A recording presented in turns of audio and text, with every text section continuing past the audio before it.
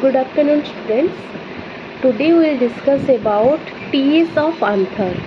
So anther is the part of stamen.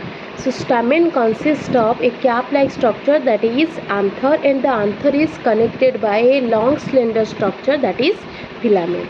So anther has two lobes, and the two lobes are connected by a sterile projection, that is known as connective. So each lobe consists of two pollen sacs. That means anther has two lobes, and two lobes, each lobe consists of two pollen sacs. That means anther has four lobes. So if we see the TS of anther is surrounded by three layers. The outer layer is known as epidermis, and the layer inside to epidermis is known as endothelium, and the layer inside to endothelium is known as middle layer. So middle layer actually consists of 2 to 3 layers.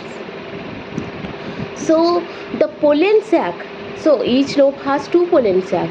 So the pollen sac actually surrounded by one tissue layer, that is known as tapetum. So tapetum is actually elongated cells, and their ploidy label is tetraploid.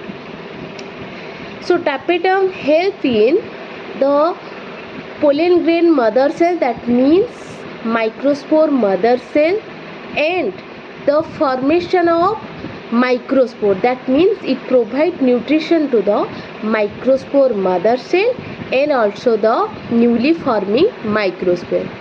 Another function of tapetum is when the microspores are formed, they are formed actually tetrad condition, that means four are formed simultaneously. So they should be separated. So tapetum help in separation of the microspores. Another thing, it also help in formation of pollen kit. So pollen kit actually present outside the pollen grain.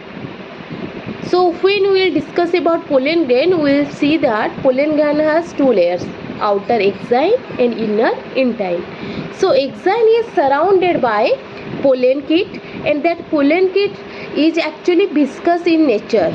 So it helps in when the pollination occur by the insects, it helps that time.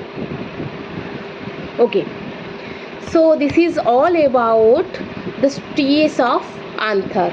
In next video we will study about how the pollen grains are formed, that means the process of microsporogenesis. Thank you, students.